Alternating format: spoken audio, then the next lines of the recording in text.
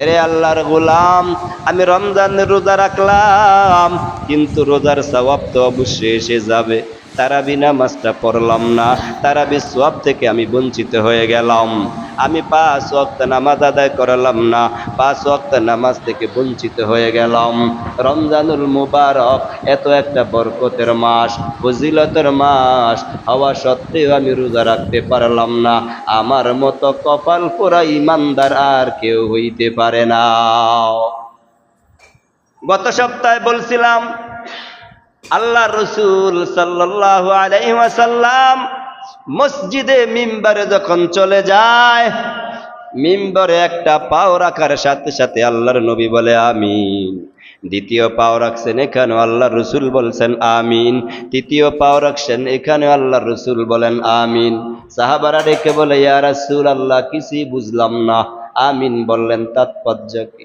আল্লাহর নবী রেখে বলে, এ আমার সাহাবীরা, এই মাত্র সবে মাত্র জিব্রাইল আমার কাছে হাজির হয়ে গেল। জিব্রাইল রেখে বলে, ও দয়ার নবী, আপনি আপনার উম্মতদেরকে বলে দেন, যে উম্মতেরা রমজান মাস পাওয়ার পর রমজানের রোজাটা ঠিক মতন রাখতে পারলো না, রোজার ফজিলত মানতে পারলো না, রোজা আসার বরকতে তার গুনাহগুলি মাফ করাইতে পারলো না, ওই উম্মত যেন ধ্বংস হয়ে যায়। আমি রসুল বললাম আমিন। দ্বিতীয়বার আমিন বলার শর্ত, আমি নবীর নাম শোনার সাথে সাথে বান্দা যখন দুরূদ শরীফ না বলবে, আমি রসুলের নাম শোনার সাথে সাথে যেই উম্মত দুরূদ শরীফ পড়বে না, জিব্রাইল বলছে ওটা যেন ধ্বংস হয়ে যায়। আমি নবী বললাম আমিন।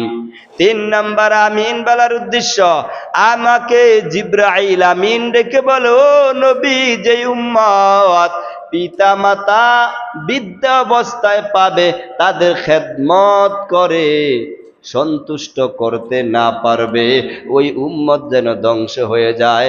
আমি নবী বললাম আমিন।